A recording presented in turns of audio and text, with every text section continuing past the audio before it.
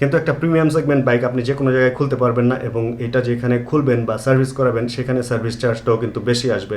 একটা normal bike 600 থেকে 700 টাকায় আপনি ফুল সার্ভিস করায় ফেলতে পারবেন, কিন্তু একটা প্রিমিয়াম বাইক আপনার সার্ভিস করাইতে গেলে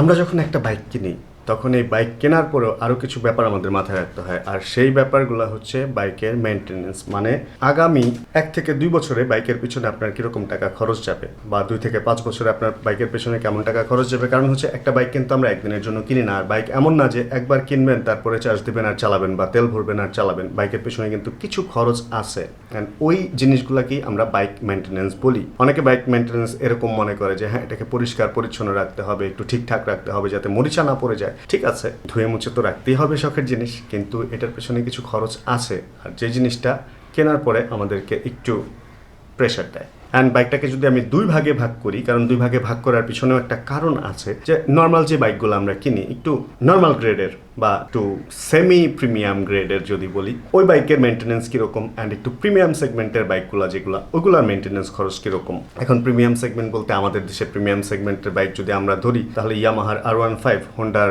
সিবিআর, অ্যান্ড সুজুকিতে GSX-R বা এই টাইপের যে বাইকগুলো আছে। অন্য কোনো কোম্পানির নাম এখন নাই বলি, কারণ এই কয়েকটা কোম্পানি নিয়ে কথা বললে বাকিগুলোর আইডিয়া এমনিতেই চলে আসবে। অ্যান্ড যদি একটু ওর চেয়ে নর্মাল গ্রেডে ধরি, তাহলে সুজুকিতে জিক্সার বা SF, অ্যান্ড ইয়ামাহাতে নর্মাল গ্রেডে যেগুলো আছে FZ বা ফেজার, অ্যান্ড হোন্ডাতে হর্নেট বা হর্নেটের আশপাশের যে বাইকগুলো আছে। এখন এই সমস্ত বাইকের মেনটেনেন্স এবং সব কিছু পার্টসের টুকটাক দাম টাম সম্পর্কে আজকে ছোট্ট করে একটু আইডিয়া দিব। খুব বেশি কিছু না, আমি দোকান ঘুরে ঘুরে যতটুকু বের করতে পারছি আপনাদের জন্য, খুব বেশি কিছু না, যে 20 থেকে শুরু করে 30,000 কিলোমিটার পর্যন্ত যেই জিনিসগুলো চেঞ্জ করতে হইতে পারে ওই জিনিসগুলোর একটু আইডিয়া দিব। তার আগে বলি রেগুলার মেনটেনেন্স যেটা, রেগুলার মেনটেন একটা বাইকে কি লাগে। একটা বাইকে ইঞ্জিন অয়েল আপনাকে চেঞ্জ করতেই হবে, যদি মিনারেল ইউজ করেন তাহলে 1000 কিলোর মধ্যে, অ্যান্ড ইঞ্জিন অয়েলের যদি ফিল্টার থাকে সেটাও চেঞ্জ করতে হবে। তারপর এয়ার ফিল্টার আপনাকে চেঞ্জ করতেই হবে। এখন এয়ার ফিল্টার চেঞ্জের যে ব্যাপারটা, ওইটা কিলোমিটার দিয়ে হিসাব করাটা একটু টাফ হয়ে যায়, কারণ আমাদের দেশে এক এক সিজনে ধুলার পরিমাণ থাকে এক এক রকম। সেই ক্ষেত্রে আপনার এক এক সিজনে এক এক রকমভাবেই এয়ার ফিল্টার চেঞ্জ করতে হবে যদি ভালো পারফরমেন্স পেতে চান। অনেকে তো একবার লাগায় ভুলেই যায়, পরে প্রবলেম না হওয়া পর্যন্ত খবরই রাখে না। এটা ঠিক না, এয়ার ফিল্টারটার দিকে খেয়াল রাখতে হবে। অ্যান্ড এই জিনিসগুলাই রেগুলার আমাদের চেঞ্জ করতে হয়। এর বাইরে তো ফুয়েল ঢুকাইতেই হবে, তার চেয়ে বেশি কিছু হয় না, তার চেয়ে বেশি কিছু নর্মালি হয় না, যদি কোনো ইনসিডেন্ট না ঘটে। এখন ক্লাচের তার বা এক্সেলেটরের তার যদি নষ্ট হয়ে যায় ওটা ডিফারেন্ট ইস্যু। তবে নর্মালি 6000 কিলোর আগে এগুলো চেক করারও প্রয়োজন পড়ে না। তবে 6000 থেকে 8000 কিলোর মধ্যে ক্লাচের তার, ব্রেকের যদি কেবল থাকে বা এক্সেলেটরের তার, এগুলো একটু চেক করে চেঞ্জ করে নেওয়াটা ভালো। তারপর আছে ব্রেক প্যাডের যে ব্যাপারটা, এইটাও নর্মালি যদি শুকনো আবহাওয়া থাকে তাহলে অনেক দিনই যায়, কিন্তু যদি বৃষ্টি বা কাদা থাকে এটা ভিজে গেলে ক্ষয়টা বেশি হয়, অ্যান্ড এগুলার খরচ চলে আসলে এগুলো একটা প্রেশার হয়ে দাঁড়ায়। অ্যান্ড এগুলোর প্রাইস একটু এদিক সেদিক থাকে। তবে ইঞ্জিন অয়েলের যে প্রাইস, ইঞ্জিন অয়েলের প্রাইসের ডিফারেন্সটা খুব বেশি না, কারণ সব ধরনের বাইকের ইঞ্জিন অয়েল প্রায় একই গ্রেডের ব্যবহার করা হয়। যেমন যদি আপনি মিনারেল ইউজ করেন 400 থেকে 600-র মধ্যে আপনি যে কোনো কোম্পানির মিনারেল পেয়ে যাচ্ছেন, আর যদি সেমি সিনথেটিক ইউজ করেন, সেমি সিনথেটিক ইঞ্জিন অয়েলের দাম ওইটার চেয়ে হয়তো 150 থেকে 200 টাকা বেশি। আর যদি ফুল সিনথেটিক ইউজ করেন সেক্ষেত্রে ওইটা মিনারেলের ডবল বা এর বেশি হয়, মানে 1200 থেকে 1500 টাকা পর্যন্ত হয়। সে জায়গায় আপনি মাইলেজও বেশি পাবেন। তাহলে নর্মাল সেগমেন্ট অ্যান্ড প্রিমিয়াম সেগমেন্টের বাইকে ইঞ্জিন অয়েল আপনি তেমন একটা পার্থক্য না পেলেও ফিল্টারে একটু পার্থক্য পাবেন, কারণ হচ্ছে নর্মাল একটা ফিল্টারের দাম 100 টাকা, অ্যান্ড যদি একটু প্রিমিয়াম সেগমেন্টের বাইকে যান, যদি একটু ইন্দোনেশিয়ান ফিল্টার লাগাতে চান সেক্ষেত্রে 300 টাকা বা কিছু এদিক সেদিক হতে পারে, কারণ এক এক দোকানে এক এক রকম প্রাইস দেয়, কিছু এদিক সেদিক হতেই পারে। চলেন এবার আসি একটু এয়ার ফিল্টারের দামে, অ্যান্ড এটা আমি লিখে আনছি কালকে একটা দোকানে গিয়ে। এয়ার ফিল্টারের দাম RTR এর আমাকে দিছে 400 টাকা, জিক্সারের দিছে 250 টাকা, অ্যান্ড হর্নেটের দিছে 300 টাকা। মোটামুটি রিজনেবল। কিন্তু যদি R15-এ যান তাহলে ইন্দো এয়ার ফিল্টারের দাম তারা দিছে 1200 টাকা, অ্যান্ড যদি ইন্ডিয়ান লাগান তাহলে 500 থেকে 600 টাকা। তো মোটামুটি R15-এরটা দিয়েই বুঝতেছি যে GSX-R বা CBR এর প্রাইস কীরকম হবে। তো এইটার ক্ষেত্রে মোটামুটি বিশাল একটা ডিফারেন্স চলে আসে, কারণ এয়ার ফিল্টারটাও রেগুলার চেঞ্জ করতে হয়। তারপর যদি কথা বলতে হয় তাহলে বলতে হবে স্পার্ক প্লাগের ব্যাপারে অ্যান্ড স্পার্ক প্লাগের প্রাইস ওগুলা 200 থেকে 300 টাকার মধ্যেই হয়। তারপরে আমি একটু যেহেতু লিখে আনছি আপনাদের পড়ে শোনাই। এফজেড বা ফেজারের 250 টাকা, পালসারের এক জোড়া 300 টাকা, জিক্সারের 250 টাকা অ্যান্ড R15 এর অনলি 250 থেকে 300 টাকার মধ্যে নর্মাল যে প্লাগটা স্টক আসে ওইটা পাওয়া যায়। কিন্তু যদি হাই পারফরমেন্সের জন্য আপনি প্লাগ লাগাতে চান সেই ক্ষেত্রে সেই সমস্ত প্লাগের দাম হবে 1200 থেকে 1500 টাকা। এখন আপনি ঠিক করে নেন আপনি কোনটা প্লাগ ইউজ করবেন আর ওইটার জন্য কিরকম খরচ আপনি গুনবেন। And now it's time for brake pad.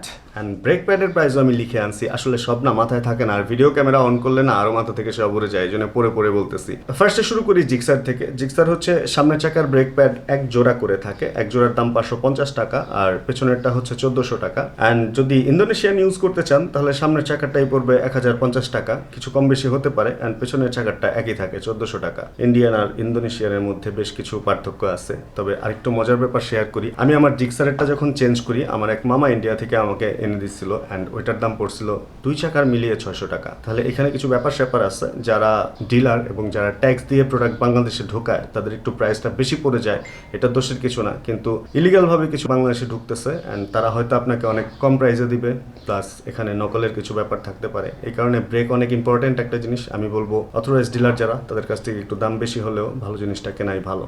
এবার আসি চলে ইয়ামাহার ব্রেক প্যাডের ব্যাপারে। ইয়ামাহার ব্রেক প্যাড যদি এফজেড, ফেজার এই সমস্ত বাইকের দিকে আমরা যাই তাহলে 300 থেকে 350 টাকা পড়বে সামনের চাকারগুলা অ্যান্ড পেছনের চাকারগুলা পড়বে 1250 টাকা। ইন্দো পিছনের চাকারটা ইন্দোই বেশি হয়, যদিও ইন্ডিয়ান অ্যান্ড ইন্দোর দাম প্রায় সমান, তবে সামনেরটা একটু এদিক সেদিক হয় ইন্দো আর ইন্ডিয়ানে। আর R15 এর যদি আসি, R15 এর পেছনেরটা একই পড়ে। পেছনের ব্রেক প্যাড আমি দেখলাম মোটামুটি সব কোম্পানিরই 1250 বা এর 100-200 এদিক সেদিক, কিন্তু সামনের চাকারটার দাম এদিক সেদিক অনেক বেশি ভ্যারি করে। আমি আমার R15 এ যখন লাগাই 1050 টাকা পড়ে সামনেরটায়।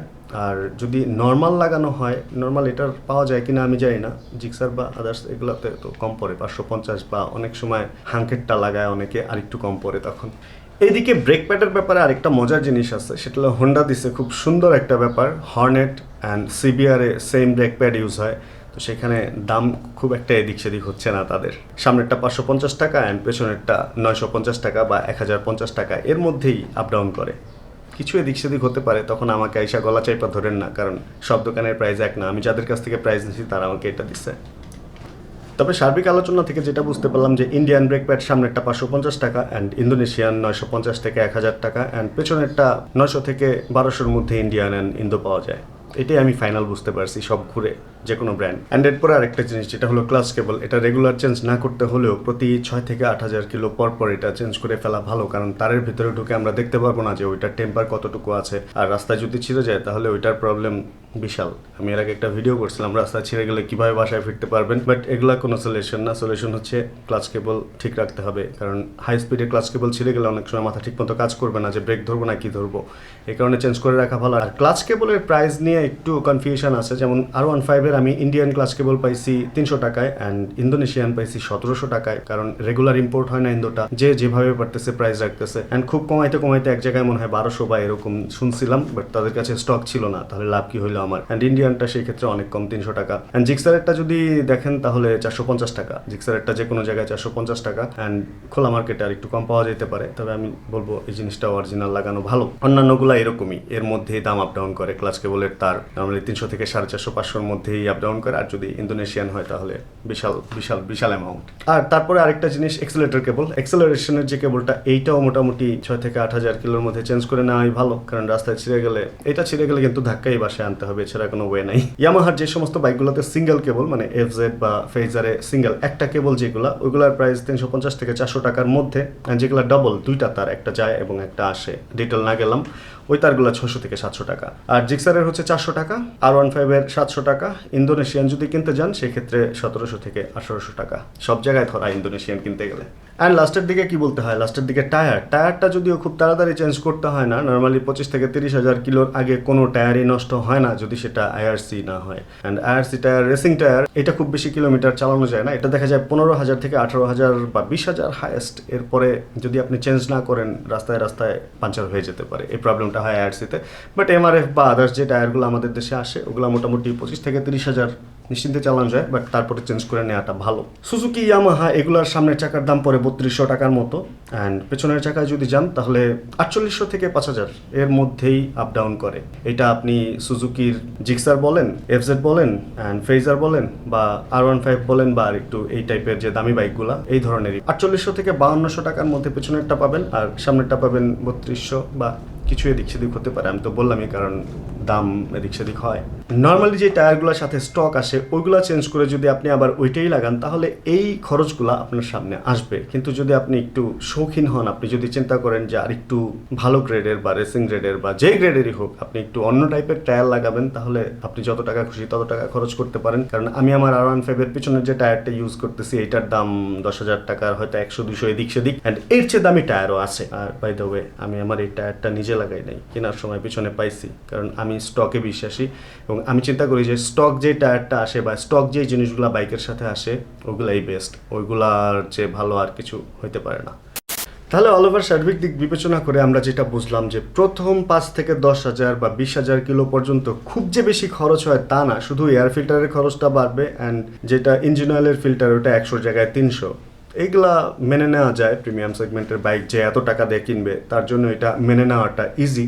কিন্তু তারপরে 20,000 থেকে 30,000 কিলো পার হয়ে যাওয়ার পরে যখন এটার কাজ আসবে, ইঞ্জিনের কাজ আসবে বা অন্যান্য কিছু চেঞ্জ করতে হবে, সেই ক্ষেত্রে আপনাকে একটা বিশাল ধরা খাইতেই হবে, কারণ যত দামি গরু কিনছেন সেটার খাবারও তত দামি হবে, এইটাই নর্মাল। আর আরেকটা জিনিস, যেটা নর্মাল বাইক আপনি যে কোনো গ্যারেজে খুলে ফেলতে পারবেন, যে কোনো গ্যারেজে, রিক্সার গ্যারেজেও আপনি প্রয়োজন হলে খুলে কাজ করে নিতে পারবেন, কথার কথা। কিন্তু একটা প্রিমিয়াম সেগমেন্ট বাইক আপনি যে কোনো জায়গায় খুলতে পারবেন না, এবং এটা যেখানে খুলবেন বা সার্ভিস করাবেন সেখানে সার্ভিস চার্জটাও কিন্তু বেশি আসবে। একটা নর্মাল বাইক 600 থেকে 700 টাকা আপনি ফুল সার্ভিস করায় ফেলতে পারবেন, কিন্তু একটা প্রিমিয়াম বাইক আপনার সার্ভিস করাইতে গেলে অন্তত পক্ষে আপনাকে গুনতে হবে 1500 টাকা, কমও যদি আপনি চিন্তা করেন। অ্যান্ড অনেকে যারা নর্মাল বাইকের কাজ করে তারা প্রিমিয়াম বাইকের এয়ার ফিল্টার কই থাকে এটাই হয়তো খুঁজে পাবে না, কারণ বেশিরভাগ প্রিমিয়াম বাইকের এয়ার ফিল্টার খোলার জন্য পুরো ট্যাঙ্কিটা খুলে ফেলতে হয়, অ্যান্ড এটা বিশাল একটা ঝামেলা। তো সেক্ষেত্রে প্রিমিয়াম বাইক কেনার আগে অবশ্যই আপনাকে মাথায় রাখতে হবে যে হ্যাঁ, গরু যেহেতু দামি কিনছে এটাকে ঘাসও খাওয়াইতে হবে, মানে হাইব্রিড ঘাস বা দামি ঘাস, এই সকল ব্যাপার মাথায় রেখে অবশ্যই একটা প্রিমিয়াম বাইক কেনা উচিত মানুষের। তবে হ্যাঁ, এটা ঠিক, যেই টাকা দিয়ে আপনি বাইকটা কিনতেছেন অ্যান্ড সার্ভিসের পিছনে যেই খরচটা আপনি করতেছেন সেই তুলনায় সে আপনাকে খুশিও রাখবে অ্যান্ড সার্ভিসটাও ওরকম ভালোই দিবে। নর্মাল একটা বাইকের সাথে প্রিমিয়াম বাইকের পারফরমেন্স আপনি কখনো মেলাতে পারবেন না, দুইটা আসলেই অনেক বেশি পার্থক্য থাকে অ্যান্ড অনেক বেশি ফান থাকে প্রিমিয়াম বাইকে। সো এই কারণে এত টাকা দিয়ে মানুষ এই বাইকটা কিনে। তাহলে অনেক তো কথা বলে ফেললাম, আজকের ভিডিও এখানে শেষ করে দিই। একটু ইনফরমেটিভ ছিল ভিডিওটা, জানাবেন কেমন লাগবে। যদি ভিডিও ভালো লাগে তাহলে ভিডিওতে একটা লাইক দিয়ে যাবেন, আর যদি ভিডিও খারাপ লাগে তাহলে জানাবেন সামনে কী ধরনের ভিডিও দেখতে চান। ইনশাআল্লাহ আমি ট্রাই করবো, অ্যান্ড ডিসলাইক দিয়ে কারণ বলে দিলে আমি ওইটা পরে মন খারাপ করবো না, খুশি হব। তাহলে দেখা হচ্ছে পরবর্তী ভিডিওতে। হ্যাঁ, যতক্ষণ পরবর্তী ভিডিও না আসতেছে ততক্ষণ পর্যন্ত আমরা সবাই থাকবো ভালো সুস্থ ইনশাআল্লাহ, অ্যান্ড করতে থাকবো chill. Check the mic and make sure it sound right, boys.